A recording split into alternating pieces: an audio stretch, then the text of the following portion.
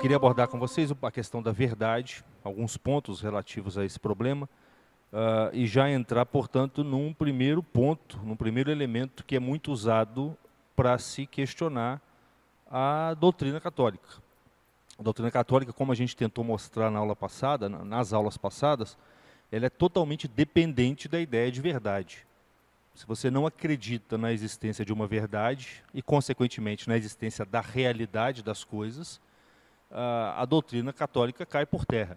Não só a doutrina católica, qualquer doutrina religiosa, das religiões pagãs, ou qualquer doutrina filosófica que existiu até pelo menos o século XVIII, XIX, todas elas dependem da ideia de que existe um mundo real e que é possível para o pensamento humano, para a linguagem humana, expressar esse mundo real tal como ele é. E é isso que a gente chama de verdade. Verdade é uma adequação da nossa mente, das nossas ideias, com a realidade que existe fora da nossa mente. Isso é o que a gente chama de verdade.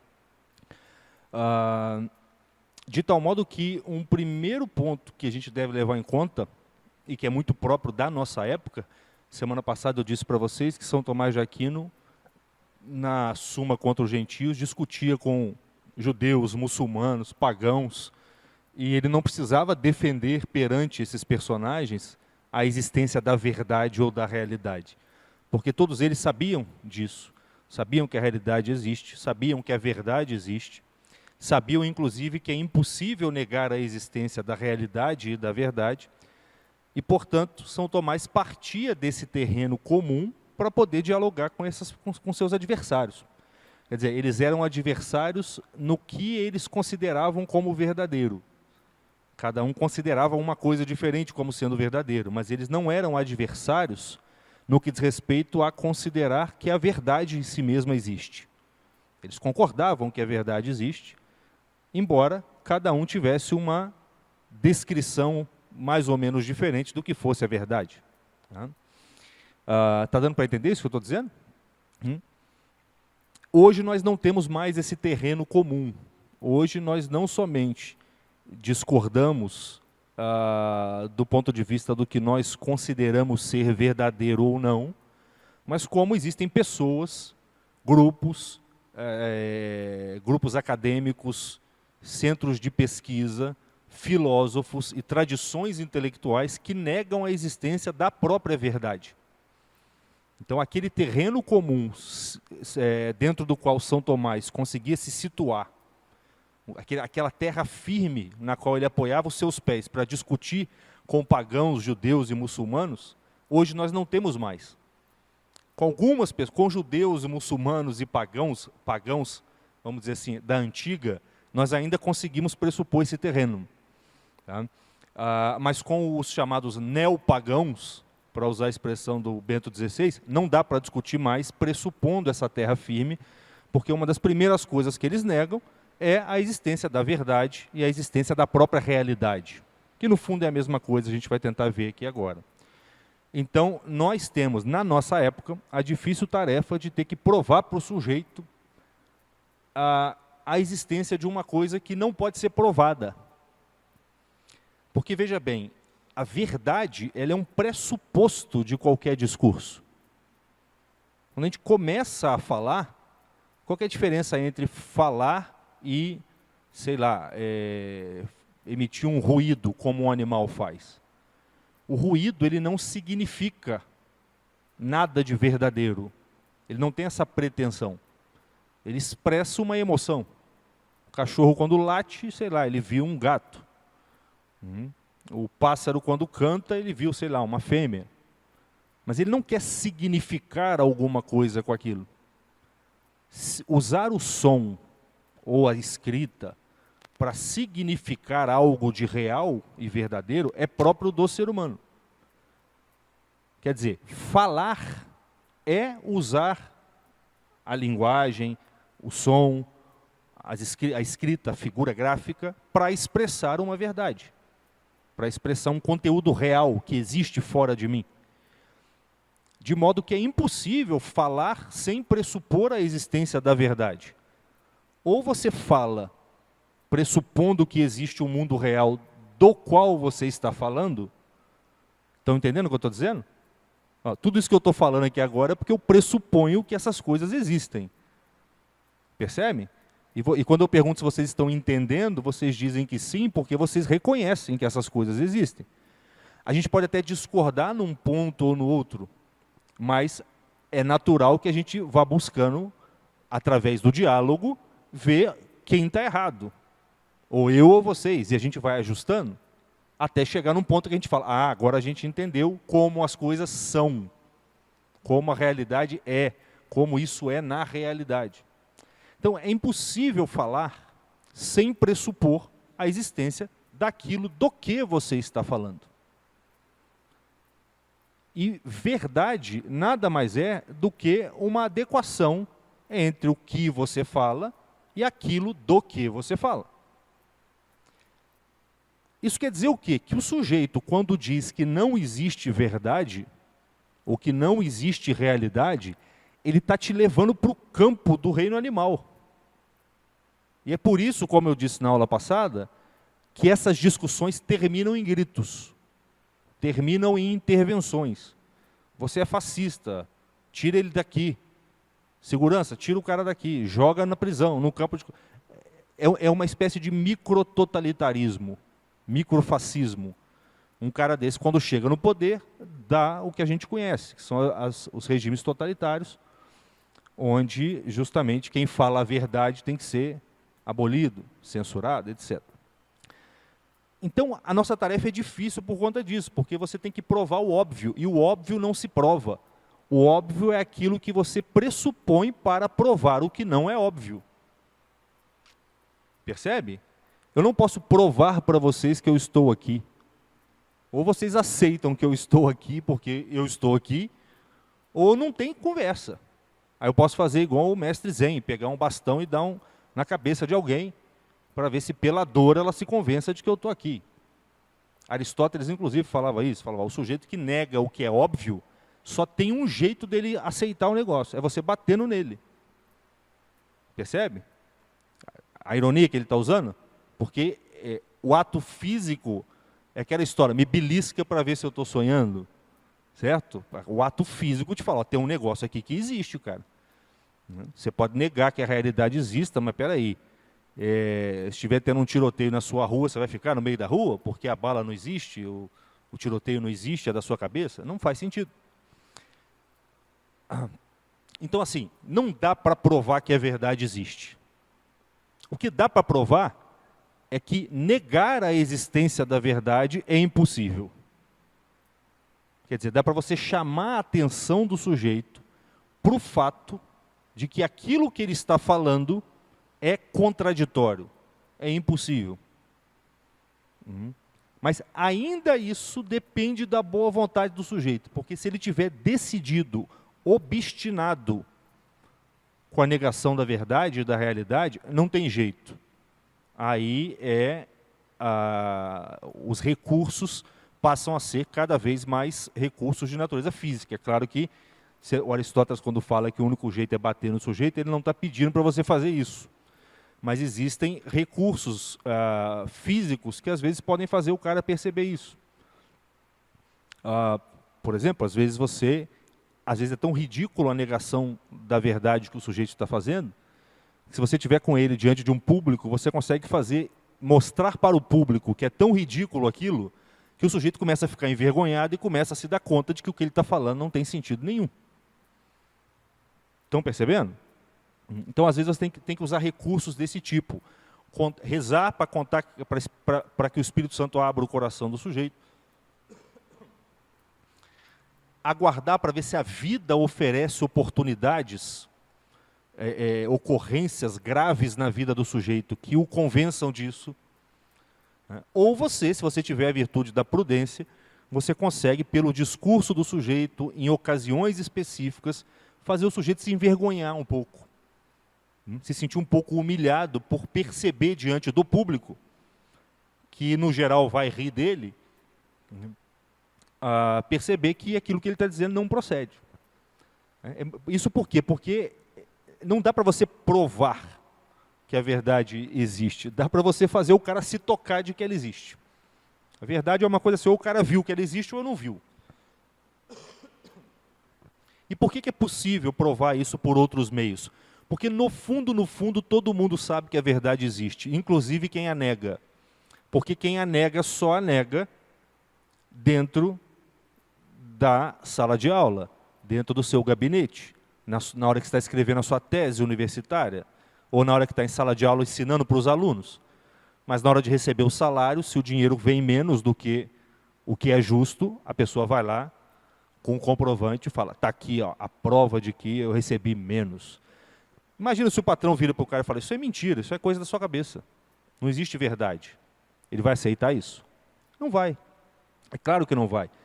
Veja como os relativistas, né, que até pouco tempo atrás, até 2 anos atrás, eram críticos ferrenhos da ciência, né, os progressistas, hoje a gente falaria de os esquerdistas,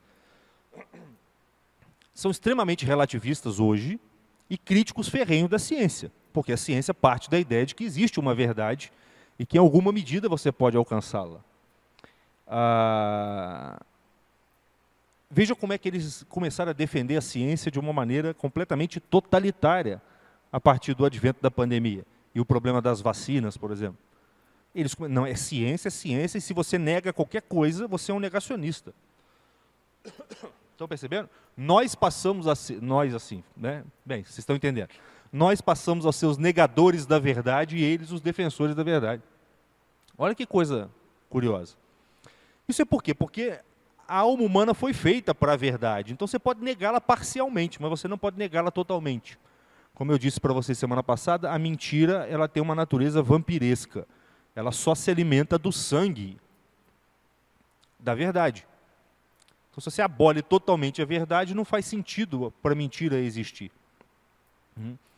Então, dá para você fazer o sujeito se tocar de que a verdade existe, embora você não possa provar isso, você pode fazer o cara se tocar, porque em 80% da vida diária dele, ele está pressupondo que a verdade existe. Está, inclusive, brigando com as outras pessoas por conta disso.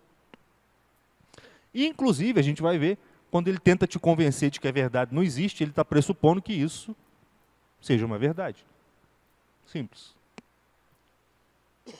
Só que quando você falar isso para ele, ele vai falar, não, você está me prendendo com argumentos, com sofismas e não sei o quê. Então a gente tem que ter estratégias para falar com essas pessoas, como eu falei na primeira aula, sempre com espírito de caridade. A gente tem que estar sempre assegurado de que as nossas paixões, a nossa vaidade, a nossa soberba estejam minimamente controlados, para que a nossa vontade de ganhar a discussão não se sobreponha à nossa vontade de fazer o sujeito perceber a luz, perceber que as coisas são o que são, e que é possível compreendê-las até certo ponto. Bem, então, isso foi uma introdução para a gente entrar no problema de fato. Vocês me desculpem, eu vim de um resfriado, estou tossindo um pouquinho.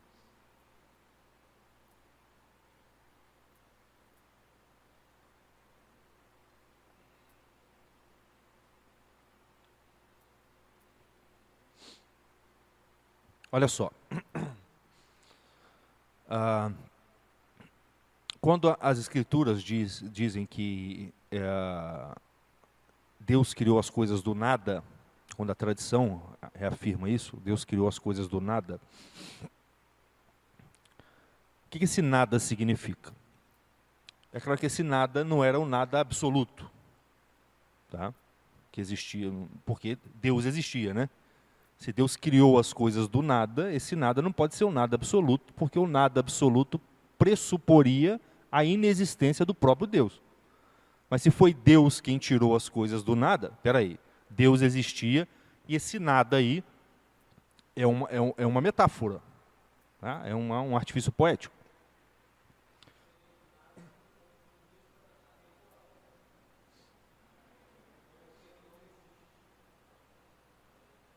Ele é um nada no sentido de que não existe, de que quando diz que Deus fez as coisas do nada, o que se quer dizer com isso é que Deus não criou as coisas a partir de outras coisas. Essa jarra aqui de vidro foi criada a partir do vidro. Essa mesa de madeira foi criada a partir da madeira. Quer dizer, o homem não pode criar as coisas do nada. Ele só cria as coisas a partir de outras coisas.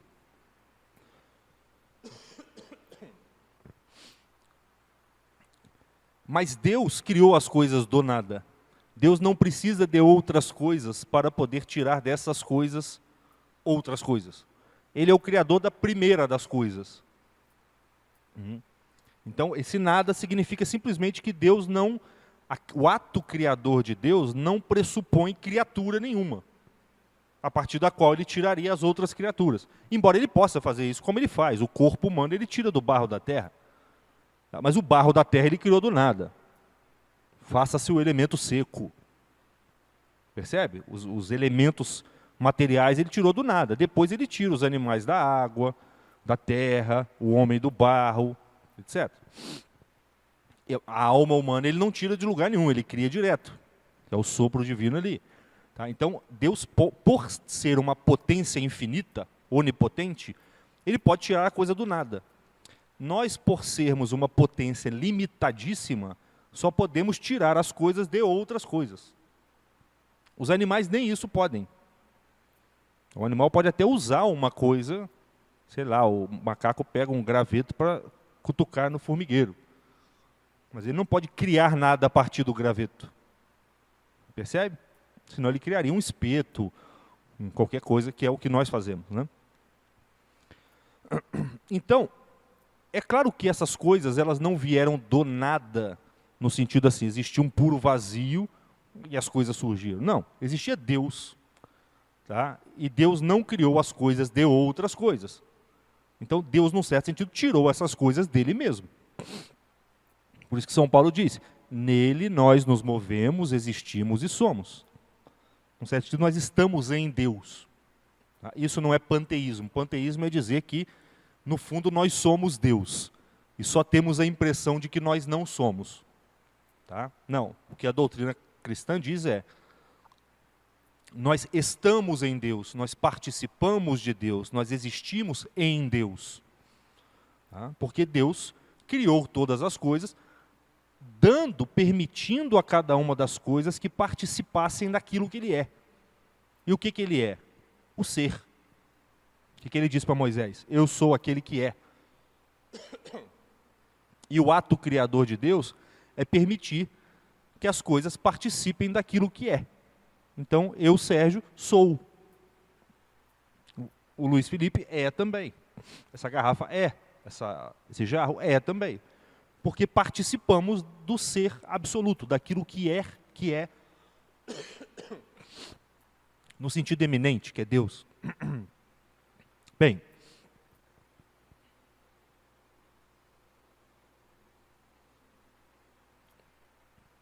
se Deus é esse ser absoluto, ao qual nada falta, e que é tão poderoso que pode até fazer coisas existirem sem pressupor nada antes dessas coisas, senão ele mesmo, olha só. Isso quer dizer que o primeiro sentido da palavra verdade ou realidade, o sentido mais profundo desses termos, deve ser atribuído a Deus.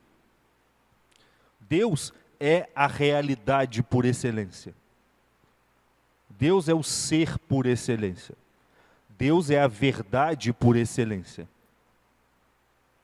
Dá para perceber isso? Por isso ele mesmo diz, eu sou a verdade. Então, o primeiro sentido da palavra verdade ou da palavra realidade, e nesse caso essas duas palavras significam exatamente a mesma coisa,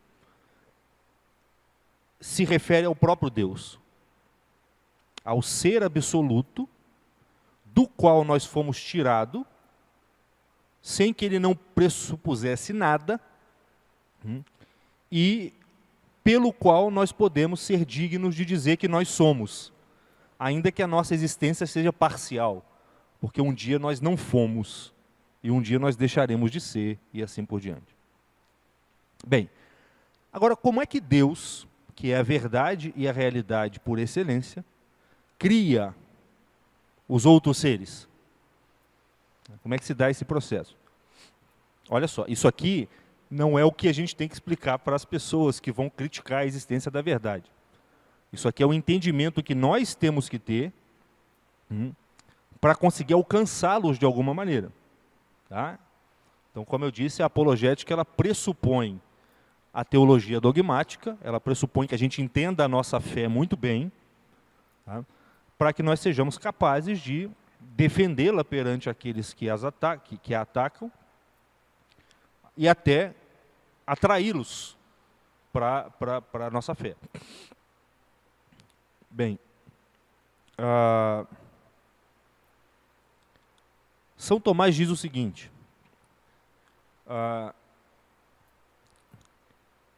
Deus, tá, ele sendo esse ser absoluto, ele é obviamente uma inteligência. Tá? Se existem criaturas inteligentes, Deus tem que ser inteligente no mínimo. Quando a gente diz que Deus é uma inteligência, a gente está sendo muito bonzinho.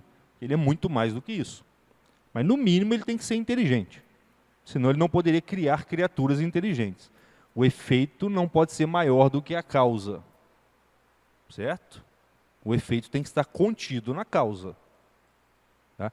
Eu acho que eu falei semana passada, eu não posso dar para você um dinheiro que eu não tenho. Percebe? Se eu não tenho 10 reais, eu não posso te dar 10 reais. Então, se Deus não tivesse inteligência, Ele não poderia dar inteligência para nós e para os anjos. Então, Deus é inteligente. O que é próprio da inteligência, como a gente viu semana passada? Contemplar uma existência, contemplar o ser de alguma coisa. Qual é o único ser que Deus tem para contemplar desde toda a eternidade?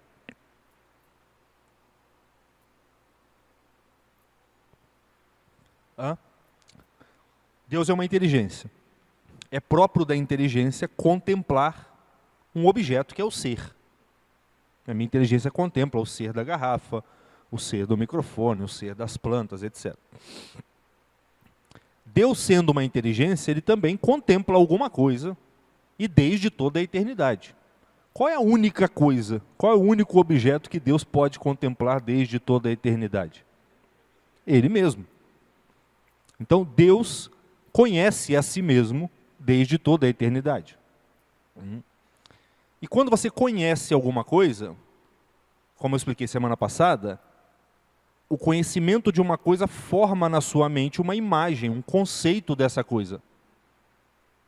Certo? Quando eu conheço essa jarra, a minha inteligência não vem aqui na jarra, porque a minha inteligência é espírito, a jarra é matéria, nem dá. Mas um conceito dela é formado aqui, e a partir desse conceito eu conheço a jarra. É um processo delicado que a gente explicou mais ou menos semana passada. Se Deus conhece a si mesmo desde toda a eternidade, Ele forma desde toda a eternidade em si mesmo uma imagem de si mesmo. Tudo isso é muito abaixo do que acontece, tá, gente? Isso aqui é uma maneira humana de tentar, de algum modo, entender o mistério da geração do verbo divino. Verbo, ou logos, como diz São João, é conceito, é imagem conceitual, não é imagem da imaginação. Lembra da distinção que a gente fez semana passada? É a ideia. Deus tem uma ideia de si mesmo, um conceito de si mesmo. Tá? Na mente dele, na inteligência dele, quando ele vê a si próprio, brilha o resplendor, o esplendor, a essência que ele é. E ele se vê naquilo ali. Isso é o que a gente chama de logos divino, é o verbo divino. Tá? Que não nasceu, ele nasceu fisicamente como humano num determinado momento da história, quando ele se encarnou. Jesus Cristo era isso. Certo? Jesus Cristo era isso. Num revestimento humano. Agora, isso que Jesus Cristo era, a partir de, a partir de uma data, sempre existiu em Deus. Tá? Isso é o verbo divino. São Tomás diz o seguinte: Deus olha para essa imagem que ele faz dele mesmo. Está todo mundo entendendo? Depois vocês vão poder ouvir a aula novamente, isso é muito importante. Inclusive, se alguém estiver muito interessado nisso, muito interessado mesmo, querer se tornar um especialista nesse negócio, faça a transcrição das aulas. Vai ser muito útil para vocês e para todo mundo. Depois a gente pode até editar numa apostila e distribuir o que for. São Tomás vai dizer que Deus, ao olhar para essa imagem que ele tem dele mesmo, obviamente ele vê ali a si próprio, mas ele pode olhar, e ele faz isso, ele pode lançar um olhar parcial para essa imagem que ele tem dele mesmo. São Tomás explica isso com um exemplo. Ele fala assim, sabe quando você está se olhando no espelho, e você se vê por inteiro, mas aí você pode focar no seu nariz, você pode focar no seu ombro, você pode focar, sei lá, na sua mão. Você estreita, você embaça o restante do seu corpo e foca e deixa nítido somente uma parte. São Tomás vai dizer, é como se Deus fizesse isso. Naquela imagem que é Ele mesmo, que é o Verbo divino, só o Filho conhece o Pai, só o Pai conhece o Filho, ó. É uma perfeita imagem de si mesmo. Ali ele começa a olhar parcialmente essa imagem que ele tem dele mesmo. Só que quando Deus olha parcialmente essa imagem que ele tem dele mesmo, o que ele vê? Ele vê o modelo originário de cada uma das criaturas. Quando Deus olha para si mesmo, naquela imagem que é o Verbo divino, de modo parcial, ele vê o modelo de cada uma das coisas. E é por isso que cada uma das coisas criadas é bom, é belo e representa alguma qualidade de Deus. Tem um livro chamado Dos Nomes Divinos, escrito por um teólogo muito antigo, chamado Dionísio, onde ele mostra que o nome, qualquer coisa, qualquer criatura pode servir para simbolizar Deus. Qualquer coisa. Ele vai exemplificando. O sol, o céu, a terra, a planta, o homem, a roupa, a luz, a escuridão. Ele chega a falar assim, inclusive os vermes. E ele pega lá um salmo onde os vermes simbolizam Cristo. Pela encarnação, o verme tem a propriedade de penetrar na carne e sob esse aspecto, ele simboliza Deus, a encarnação. Olha só. E penetrar na carne faz parte da essência do verme. Percebem? Essa essência do verme foi o que Deus pensou para criar o verme. E de onde ele tirou isso? De algum aspectozinho do Logos divino. Está dando para entender isso?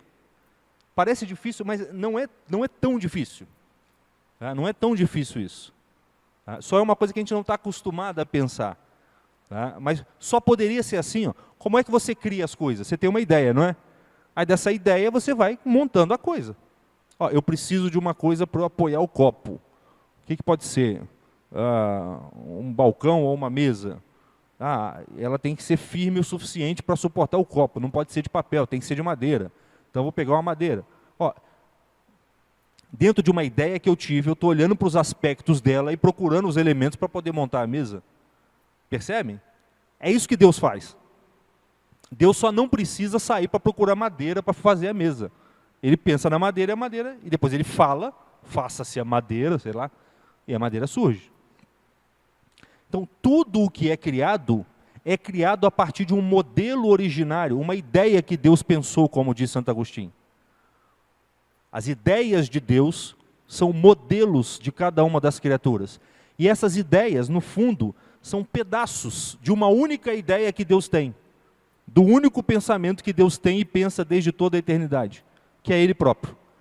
Por isso, cada uma das criaturas pode simbolizar Deus sob algum aspecto.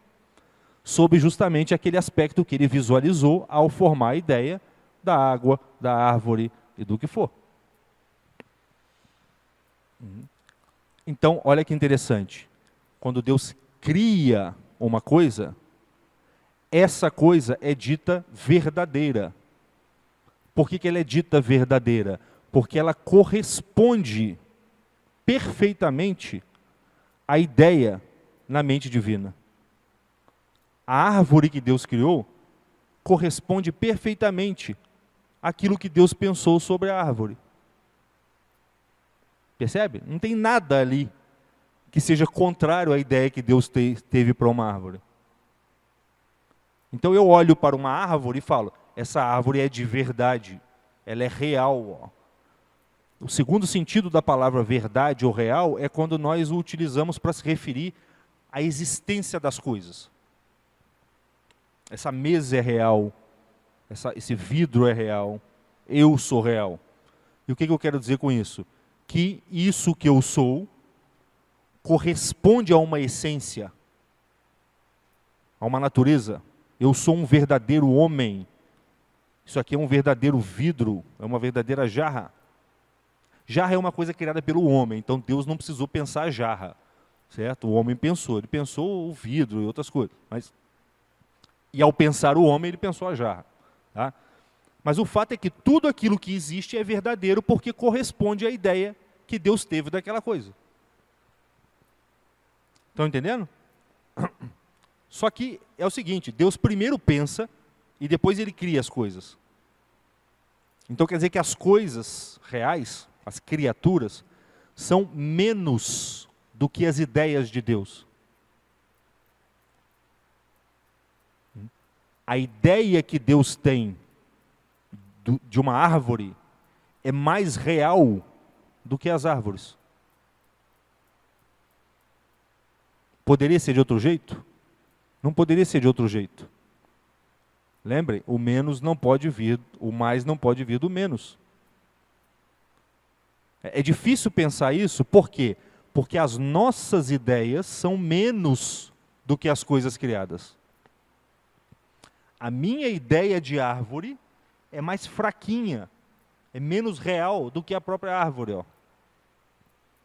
Tanto é que eu me engano a respeito da árvore, talvez não, mas de um monte de coisa. Mas em Deus é diferente. Porque Deus pensa numa coisa e cria essa coisa. Eu não. Eu vejo a coisa criada e depois penso essa coisa. Percebe que é uma relação inversa? E da mesma forma, pela mesma razão que a coisa criada é mais real do que a ideia que eu tenho dela, porque a ideia que eu tenho dela veio da coisa criada, a coisa criada é menos real do que a ideia que Deus teve dela, porque ela veio da ideia que Deus teve dela. E só poderia ser assim, porque a gente acabou de ver que essa ideia que Deus tem das coisas, no fundo, é o próprio Deus. É o próprio Verbo divino. O realíssimo. Sim. Aquilo que a gente chamou de revelação natural na primeira aula vem disso. Por que as criaturas são uma escritura, como diz São Tomás de Aquino? Porque elas expressam diretamente o próprio Verbo divino.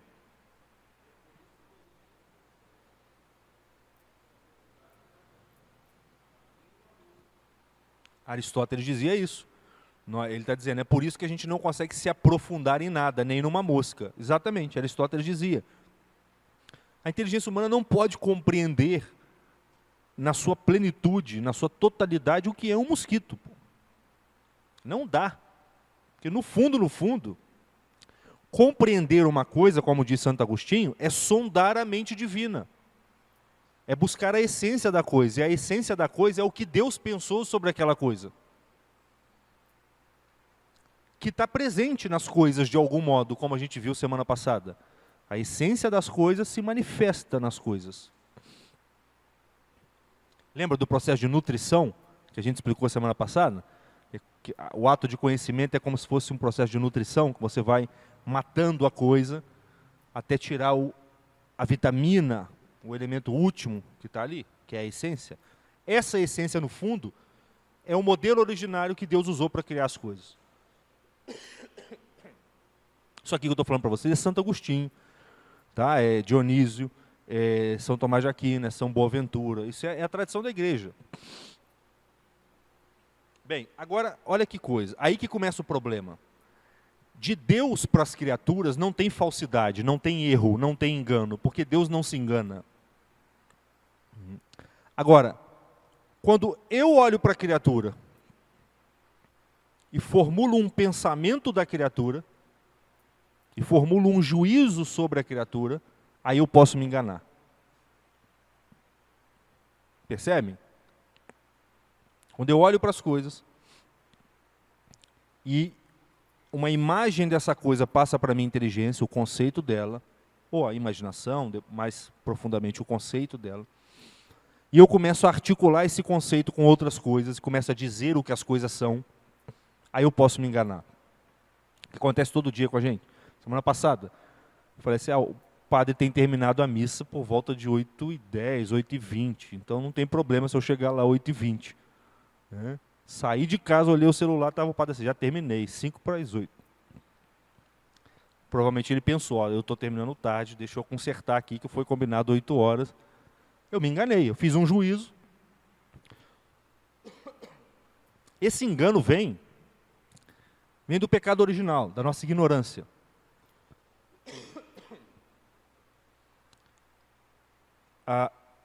E ele vem do fato de que a gente se antecipa muito ao que a gente percebe. Por exemplo, tem uma questão na Suma Teológica onde São Tomás se pergunta assim: Adão se enganava no paraíso quando ele via as coisas? Por exemplo, se ele visse um animal vindo lá longe no horizonte e ele não conseguisse distinguir se era um gato ou um cachorro, ele se enganaria dizendo que é um gato, sendo que era um cachorro? Ele fala assim, parece que ele devia se enganar, porque os sentidos enganam. Né? Você está andando na rua, vê uma pessoa do outro lado, acha que é um amigo seu, dá tchau. Quando você atravessa, não era, você fica com aquele carão. Mas ele fala, no entanto, Adão não podia se enganar, dada o estado de graça, os dons préternaturais que ele tinha. Ele estava livre da ignorância. Aí ele tenta resolver isso. Aí ele fala assim, é simples. O problema é que quando nós vemos um vulto que parece um gato, ou parece um cachorro, ou parece um tatu, a gente se antecipa. E ao invés de eu dizer, é um vulto, eu digo, é um gato. Percebe que eu avancei demais? Eu percebia, a inteligência não se engana. Ela percebeu o vulto. Mas o juízo que eu faço, eu associei o vulto a uma coisa que eu não percebi. Foi o que aconteceu semana passada. Eu falei, o padre está sempre... Tá ouvindo. O padre está sempre atrasando, ele vai atrasar hoje também. Não, por quê? É claro que as coisas costumam seguir um padrão. Percebe? Mas, assim, eu pelo menos devia saber que pode ser que não vai acontecer isso. Então, São Tomás diz, o que Adão diria? Ele falaria, não, está vindo um vulto lá. Parece um gato, parece um cachorro. Mas o que eu sei é um vulto que está lá. Percebe? A gente se engana muito porque, ao perceber o objeto e ao intuir o objeto aqui na nossa mente, a gente começa a associar ele com outras coisas que nós não percebemos. E aí que entra a falsidade do juízo humano. A mentira, quando isso é feito deliberadamente, eu penso uma coisa e falo outra, certo? Eu penso uma coisa, assim, cheguei atrasado no emprego porque bebi demais ontem à noite, comi demais ontem à noite e dormi muito. O patrão pergunta, eu falo assim, perdi o ônibus. Mentira, porque eu rompi a ligação entre o conteúdo mental e a palavra deliberadamente. Mas a gente também se engana. Às vezes você, pelo pecado original, a gente se antecipa demais e ao invés de dizer exatamente o que a gente percebeu, a gente diz algo que a gente não percebeu. Por isso que um dos segredos da filosofia é você aprender a dizer exatamente o que você percebe. Nem mais, nem menos. Aprender a dizer exatamente o que você percebe. A gente não está acostumado a fazer isso. Aristóteles diz, verdade é, olha que interessante, verdade é dizer daquilo que é, e dizer daquilo que não é, que não é. Percebe? O que é dizer a verdade? Se isso aqui for vidro, eu digo que é vidro. Se isso aqui não for madeira, eu digo não é madeira. O problema é que a gente, no geral, sem perceber às vezes percebendo por conveniência, por perversão, diz daquilo que é que não é, e diz daquilo que não é que é. E esse é o problema das mentes que questionam a existência da verdade, que questionam a existência da realidade. Elas estão ou por fraqueza mental, fraqueza cognitiva, como no caso das crianças, que às vezes misturam. A criança, até uma certa idade, ela mente simplesmente porque ela ainda não consegue distinguir o que ela gostaria que tivesse acontecido do que realmente aconteceu. Então ela vai lá, faz uma bagunça, quebra um negócio lá, um copo, você pergunta para ela depois se foi ela, ela fala que não. Às vezes, até um certo momento ela não faz isso porque ela está mentindo. Psicologicamente é porque ela não queria ter feito, ela não se reconhece naquele eu que fez aquilo. A continuidade da identidade dela, do eu dela, ainda não está firme. Por isso, justamente, que a gente não responsabiliza ela pelos atos dela, de maneira severa. A gente ensina.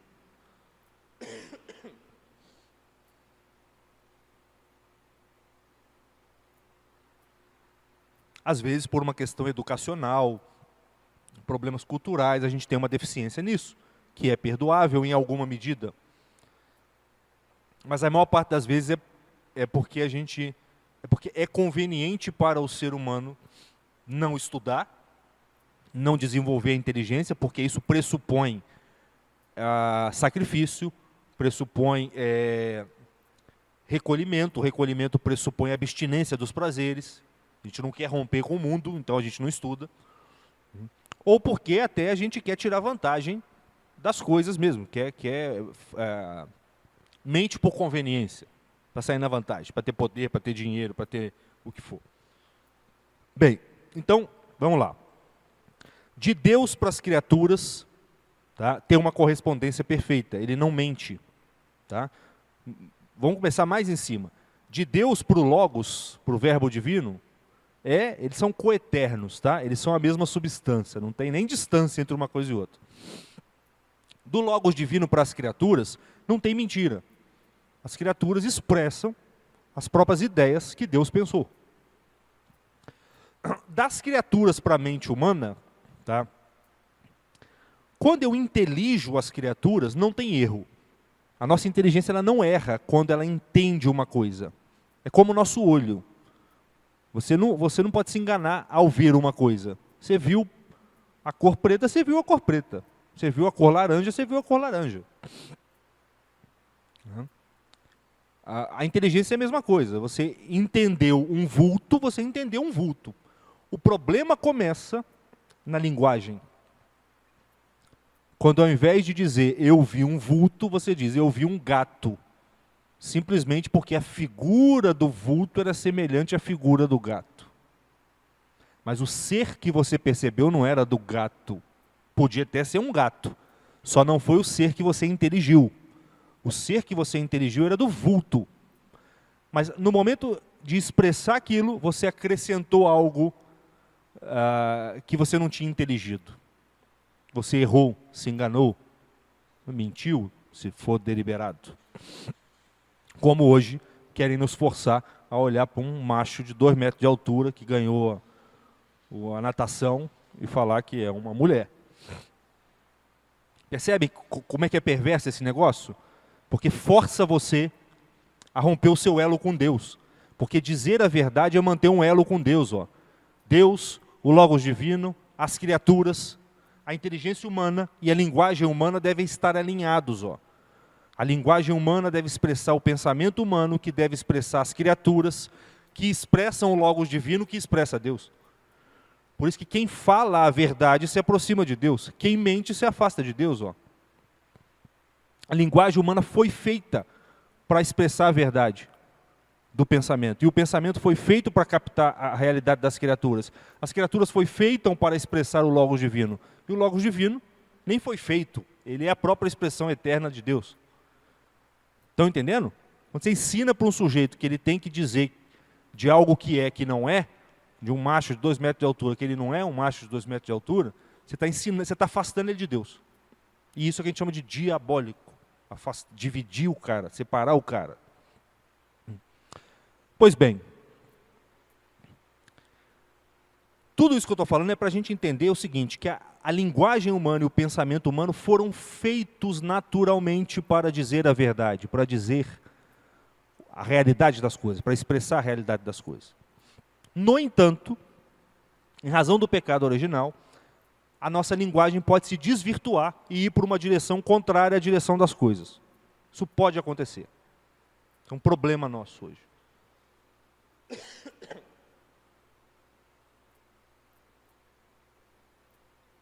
Só que o que Deus fez para ser de um jeito, por mais que a gente negue e use de um jeito diferente e perverta, foi feito para ser daquele jeito. E não tem jeito. E é desse ponto que nós vamos tirar os argumentos para combater aquelas pessoas que questionam a existência da realidade e da verdade. O sujeito que diz, isso é muito simples, é muito elementar.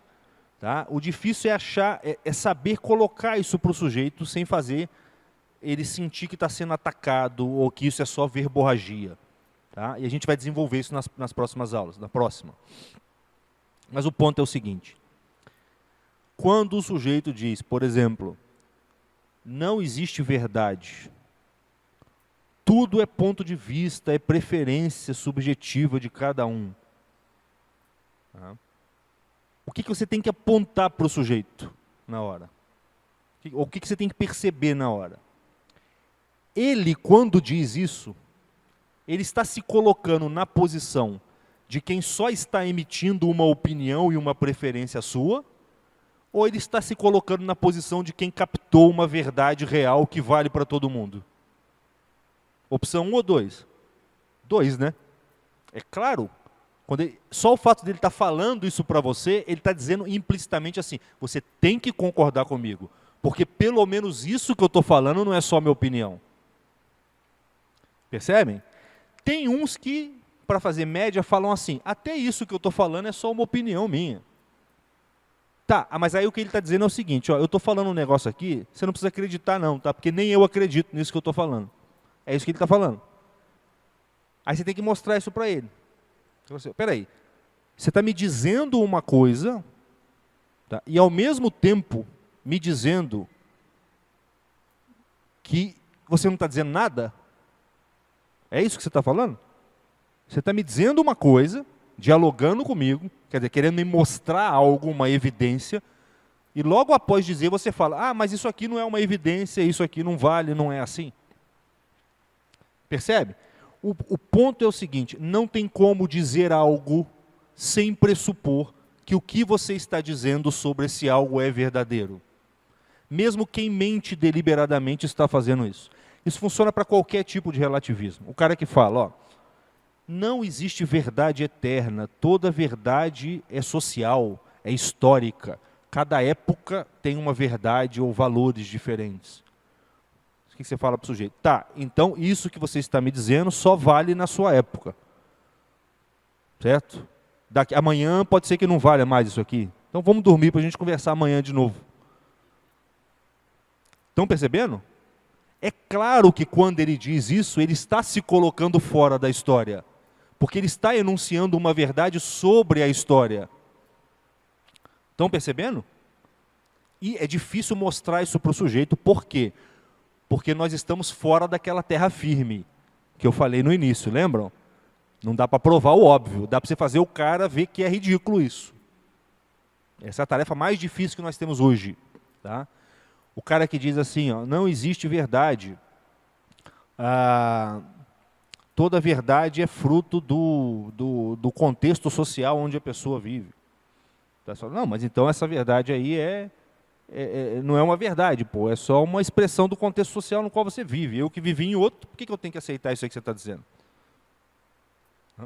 Ou o sujeito que diz, vocês estão discutindo demais, para mim é o seguinte, a verdade até pode existir, mas a gente não tem capacidade de descobri-la.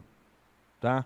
E a prova disso é que cada um fica falando uma coisa, eu até acho que a verdade exista, mas não dá para conhecê-la. Ele está no mesmo buraco. Porque ele está pressupondo que ele é o único que conheceu a verdade.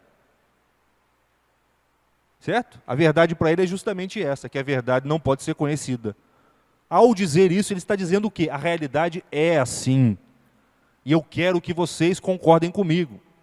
Não porque eu estou impondo, mas porque a realidade é assim. Estão percebendo? A gente tem que criar essa habilidade de perceber isso nesses vários discursos. Tá? Você vê que o Darwin, quando diz assim, ó como é que um dos argumentos contrários à evolução da espécie. Tem lá, os animais mais inferiores evoluíram para uns menorzinhos, sei lá. Vamos imaginar aqui, né? Tinha lá uns micróbios, viraram umas minhoquinhas, depois viraram uns peixinhos, depois viraram lá uns répteis, depois viraram, sei lá o que, umas galinhas, depois virou uns macacos, depois virou o homem. Aí teve o homem primitivo, o Darwin era racista, né? Tiveram lá os negros das tribos australianas, americanas, aí depois vieram os homens brancos, aí chegou em mim o Darwin. E eu entendi que tudo isso que eu descrevi agora foi assim.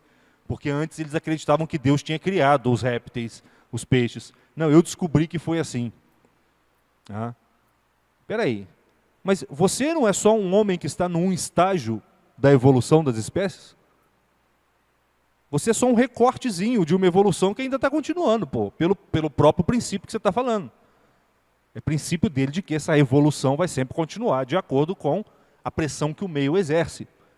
Então, que autoridade você tem para dizer alguma verdade sobre a totalidade da evolução das espécies, sendo que você é só uma minhoquinha no meio de uma evolução que você não sabe onde vai dar? Se o ser humano evoluir amanhã para uma inteligência mais evoluída e descobrir que tudo isso que você falou está errado? Estão percebendo? A própria teoria dele desmente a si própria. Só que a gente não vê isso. Se a gente não tiver treinado na luz natural que Deus deu para a gente, que é a razão, a gente não vê isso. Uma coisa óbvia. É óbvio isso. Outra coisa, hoje falam muito isso. Você tem que acreditar na ciência, você não pode ser negacionista. Você não pode duvidar da ciência, porque uma coisa só pode ser considerada verdadeira se for científica. Esse negócio de religião aí, a ciência não prova isso. Só o que é científico é verdadeiro. Espera aí, se o cara está dizendo isso, e está pressupondo que isso é verdadeiro, quer dizer que isso que ele está dizendo deve ter sido provado pela ciência. O sujeito está dizendo, só é verdadeiro aquilo que a ciência prova. Ao dizer isso, ele está pressupondo que isso é verdadeiro. Então quer dizer que isso tem que ter sido provado pela ciência. A ciência pode provar que só é verdadeiro o que a ciência prova? Não. Por uma coisa muito simples. A ciência só pode provar coisas físicas, que você pode botar num laboratório e olhar. A base da ciência não é a experiência? Não tem como ter experiência de um princípio como esse. Só é verdadeiro o que a ciência prova. Espera aí, como é que eu boto isso num laboratório? Não dá. Então, o próprio argumento que o sujeito usa devora-se a si mesmo. É autocontraditório. E é assim que o diabo engana a gente. É assim que ele engana a gente. É uma aparência de verdade que conta com a nossa falta de atenção. Se tivesse um pouquinho de atenção, a gente fala, espera aí, se você está defendendo um princípio tão radical como esse, a primeira coisa que tem que ser é o seguinte, o seu princípio tem que poder ser provado por ele mesmo. Todo conhecimento todo conhecimento se baseia na experiência. Tá, e isso aí que você está dizendo, se baseia em qual experiência? O que você viu para tirar essa conclusão? Estão percebendo que isso é impossível? É impossível que eu veja alguma coisa com os olhos? É impossível que eu veja que todo conhecimento tem que começar pelos sentidos. Eu não posso ver isso, eu posso ver um coelho, uma árvore, o mar, mas eu não posso ver que todo conhecimento tem que começar com os sentidos. Isso é um princípio que eu estou postulando com a minha mente. Só que esse princípio, ao mesmo tempo que ele não começa com os sentidos, ele diz que todo conhecimento só é válido se começar pelos sentidos. Quer dizer, o que o cara está dizendo? O que vale para todos vocês não vale para mim, tá? Ao fazer isso, Com toda essa imagem de tolerância que os relativistas têm, eles estão se colocando no lugar de Deus.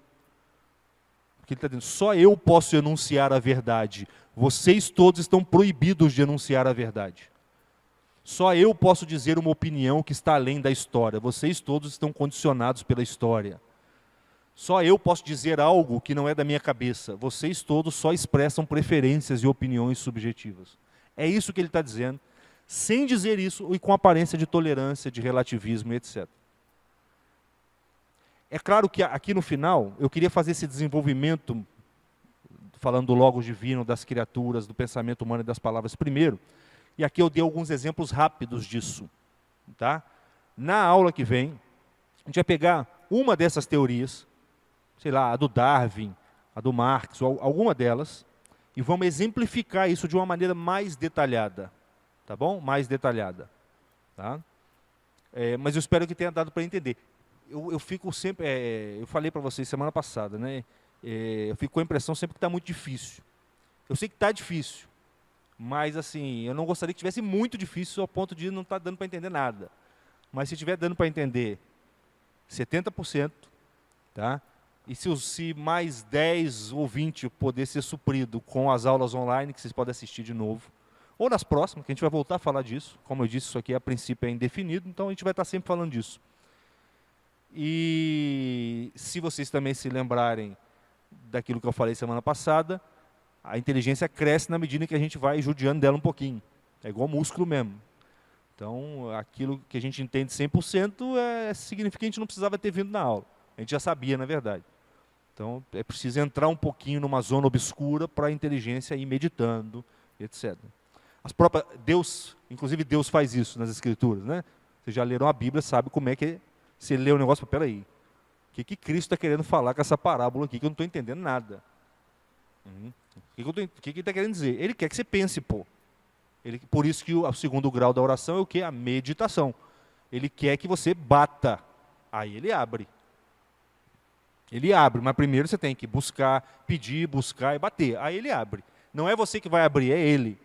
Mas se você não caminhar e não bater, então entendam esse grau de dificuldade que sempre vai ter como o convite para que vocês meditem, pensem nisso e tal.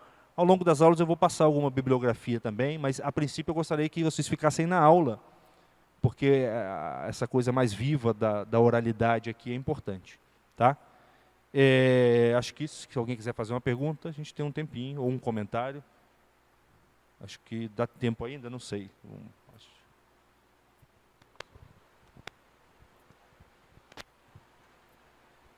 Sérgio, eu não sei, mas quando a gente entra num conceito de alguma coisa, isso seria a luz mais próxima do que chega perto da essência?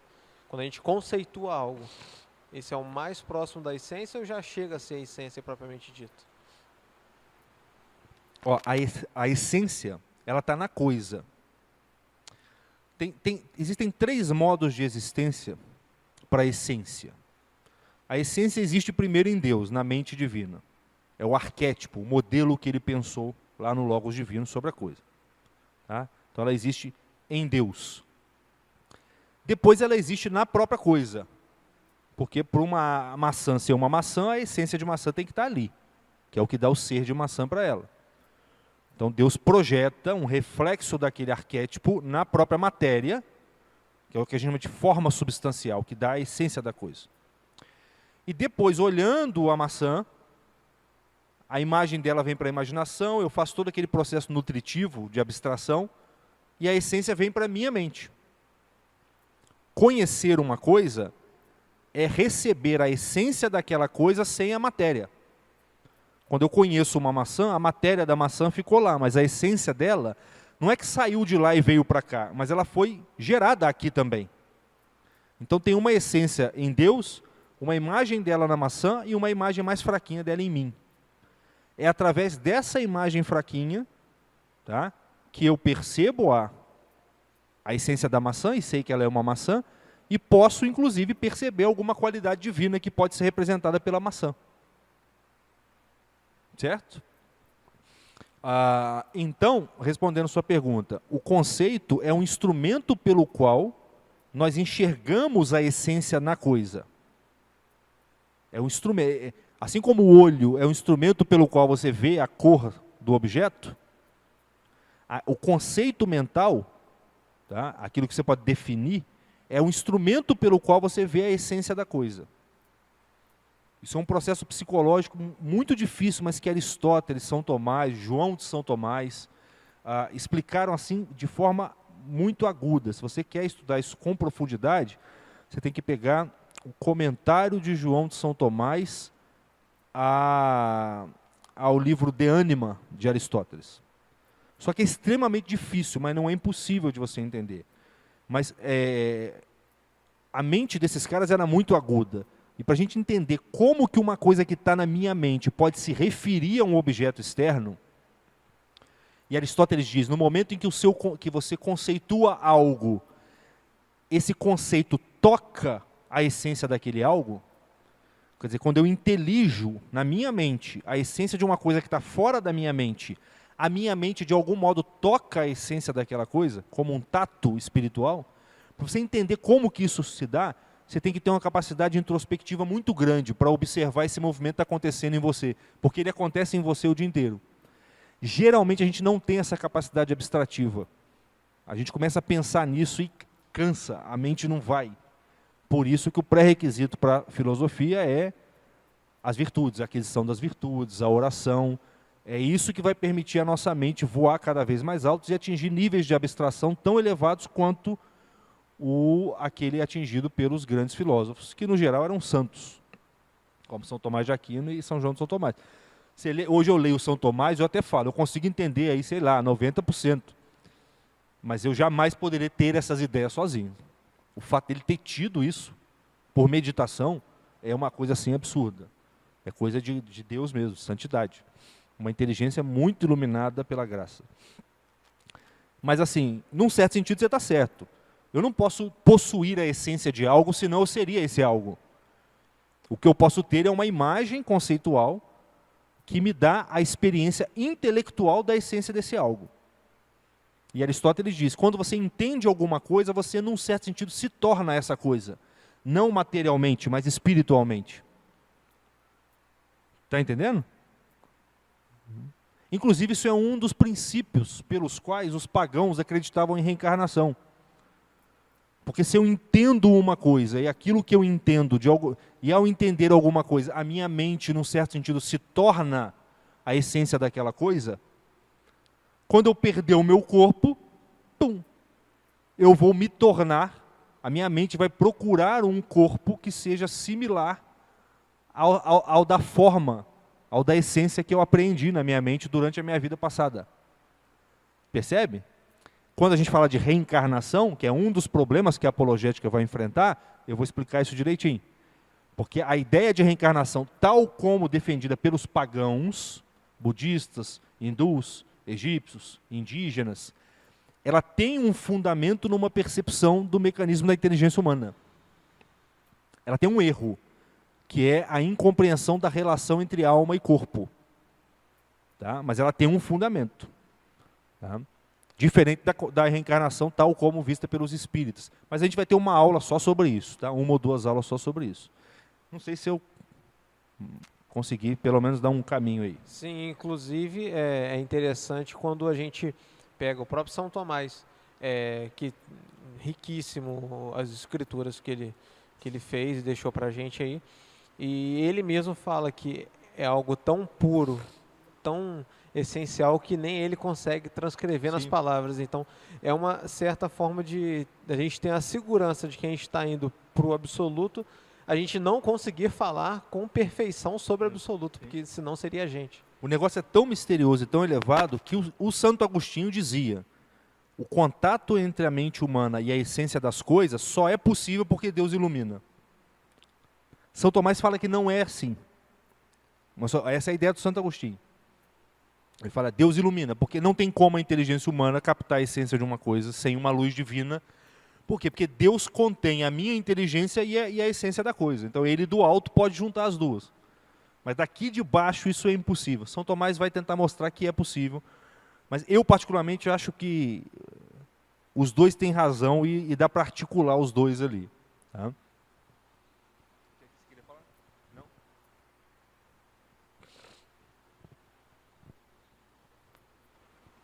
Não, só uma... me corrija se eu tiver pensado errado. O pensamento de Deus gerou toda a criatura. Mais do que isso, o pensamento de Deus sustenta o ser criado. Cada um de nós foi pensado individualmente, o ser humano. Continua sendo pensado. Se hipoteticamente imaginássemos que Deus em algum momento deixasse de existir, viraríamos pó imediatamente. Igual aqueles filmes maquiavélicos que as criaturas do mal criadas por aquele ser maligno, e aí ele destrói o ser maligno, as criaturas todas deixam de existir. É isso? Sim, é isso. Deus não somente nos pensou e nos falou, né? Porque quando Deus não simplesmente pensou as criaturas, ele pronunciou. A palavra de Deus gera a coisa. Você vê que no nosso caso é muito distante disso. A minha palavra, quando eu falo carro, como diz Sócrates, quando eu falo carroça, a carroça não sai pela minha boca. Mas quando Deus fala a carroça sai pela boca dele. Mas falar e boca aqui são metafóricos. Deus não somente cria as coisas, como ele sustenta elas nos seres. Então Deus está pensando em cada uma das criaturas individualmente, em todos os seus mínimos detalhes, que são infinitos, porque nós não conseguimos compreender nenhum mosquito o tempo todo. Se ele para de pensar, essa coisa deixa de existir. E ele pode, São Tomás diz, ele pode fazer isso. Deus pode tirar uma coisa da existência imediatamente? Ele pode. Mas não é conveniente com a sabedoria dele, com o projeto que ele estabeleceu. Tá? Mas no juízo final, quando vai haver aí a conflagração de todas as coisas, né, o fogo vai queimar tudo, algo dessa natureza vai acontecer. Mas ainda assim não vai ser porque Deus parou de pensar nas coisas, mas porque ele pensou outras coisas para esse momento. Por exemplo, o fogo devorador que vai queimar tudo, inclusive os seres humanos que estiverem aqui naquele momento. E que serão os bons ressuscitados imediatamente, quer dizer, os bons e os maus, né? Mas os maus vão, e os bons vão subir. Mas é isso, ele está pensando o tempo todo, se ele parar, acaba. Se ele parar, acaba. Tem uma questão na Suma Teológica sobre isso. São Tomás vai dizer, Deus poderia fazer isso. Ele pode parar de pensar num anjo, e o anjo parar de existir, mas ele não faz. Por quê? Porque ele concebeu o anjo como uma alma imortal, como um ser imortal. Então seria contrariar a própria concepção que ele fez. Contrariar a sabedoria dele. Então não é conveniente que ele faça isso. Então assim, ele não vai parar de pensar em você. Porque ao te conceber, ele te concebeu como uma alma imortal. Ele poderia acabar com o sofrimento de uma alma do inferno. Na hora, parou de pensar nela, parou de existir. Mas ele concebeu ela como imortal. Então, ele não vai contrariar a sabedoria dele próprio. Mais ou menos assim, de memória aqui, o que eu me lembro. Mas é exatamente isso.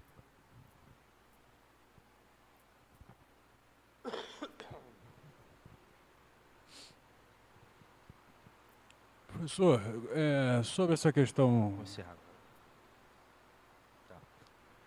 é muito interessante de que dessa imagem, tipo assim, Deus é inteligente, e por ser inteligente ele precisa, tipo assim, a inteligência ela atua nas coisas, não é isso? Você pode falar um pouquinho mais alto? Então, melhorou? Então, o senhor explicou, deixa eu ver se eu entendi, que Deus, ele tem a inteligência, certo? Ele é um ser, não sei se ele é um ser, né? Deus é inteligente. Sim. E essa inteligência atua, tipo assim, ela é exercida nas coisas. E na eternidade, certo? Ele gerou essa imagem. O verbo divino, sim. Que é o verbo divino. Por isso que diz que Jesus não tem começo nem fim. Mas a minha pergunta é a seguinte. Está escrito que porque dele, por ele e para ele são todas as coisas. E esse seria Jesus, certo? Essa imagem de Deus. Sim. Jesus é a imagem de Deus. começa a se manifesta na história de forma encarnada a partir de um determinado tempo. Sim. Mas a pergunta que assim, na verdade, não sei se é a pergunta. É isso mesmo? Sim. Até onde eu entendi, sim. O áudio está um pouquinho ruim, mas pelo que eu entendi, sim. Entendi. O verbo divino foi gerado ele foi gerado eternamente. Ele é gerado eternamente, a gente pode dizer assim. Mas historicamente, ele assumiu a natureza humana, um corpo e uma alma humana, num determinado momento. Entendi. Tá? Mas a pessoa que estava ali é o próprio verbo que existe desde toda a eternidade. Sim. Por isso Cristo disse, se eu não me engano, ontem, no Evangelho, antes que Abraão existisse, eu sou. É. Quer dizer, historicamente, Cristo veio depois de Abraão. Mas ele A já natureza existia humana. desde a eternidade. Mas a pessoa, que é aquilo pelo que Cristo disse, eu, existia desde toda a eternidade. Entendi. Mas é isso mesmo. Aí, dentro da sequência do que o senhor explicou, de que Deus, ele, dentro dessa imagem que é plena, né, que é completa, ele pode focar em pedaços, e esses pedaços são as coisas. Isso é uma maneira de dizer. Sim. É uma maneira de dizer. Só que tudo isso foi gerado na eternidade, certo? Seguindo essa lógica. Sim, tudo isso está dentro do verbo divino desde toda a eternidade. Por isso que ele diz, eu vos conheço desde toda a eternidade. Sim. Ele diz para os homens isso. Então, depois quando o senhor explica, até a pergunta do irmão aqui, que Deus sustenta todas as coisas nesse pensamento. Mas ele sustenta nessa eternidade, não é isso? Sim, mas Porque também ele- aqui. Porque a eternidade não tem antes Porque e depois de pensar, ele fala. Ele tem um ato criador. Ele Sim. cria você aqui. Mas não é uma outra dimensão? Oi? Não é a dimensão, não é uma outra dimensão Numa outra dimensão, na dimensão que física. Deus engloba. Deus? Deus é maior do que essa Ele dimensão engloba temporal. tudo isso. E tudo isso está ocorrendo dentro dele de algum modo. Sim. Mas, Dentro, de certa forma, na eternidade, não desacontece. Então, ele não, por exemplo, não pode aniquilar nada do que ele gerou na eternidade. Sim, sim. Então, Não por pode. isso- Até então, porque por na eternidade, no consequência- fundo, só existe ele. então, por Você, na eternidade, enquanto arquétipo que Deus pensou, tá? Nada mais é do que o verbo divino olhado de um jeitinho ali. E, por exemplo, aí, a alma, assim, a nossa alma, que também é imortal, Imortal. mas não é eterna, Não é eterno. porque ela exige que ela um ponto de partida, Sim, ele criou. Um dia ela não existiu, um dia ele criou ela. mas ela não pode ser aniquilada. Não pode ser aniquilada porque ele a criou como imortal. Assim como, pelo menos, o conceito o arquétipo de todas as coisas. Não, o arquétipo ele não criou. Ele pensou, né? O arquétipo é ele mesmo, visto de um jeito. Sim. Mas ele gerou. Não é nem que ele gerou, ele pensou. Porque gerar... Ele inteligiu, ele viu isso sim, lá dentro. Porque gerar a gente compreende dentro de um tempo, né? Não, porque gerar em Deus é só o verbo divino que é gerado. Entendi. As imagens, os arquétipos são pensados ali dentro do objeto gerado, que é o Logos divino. A gente vai ter uma aula especial sobre a Santíssima Trindade, que também é um dos objetos que a gente vai ter que defender. A gente vai detalhar isso com mais sobre a Santíssima Trindade e sobre a criação. Entendi. Então a gente vai detalhar essas coisas. Na verdade eu estendi um pouco mais realmente. E a gente continua ali fora rapidinho.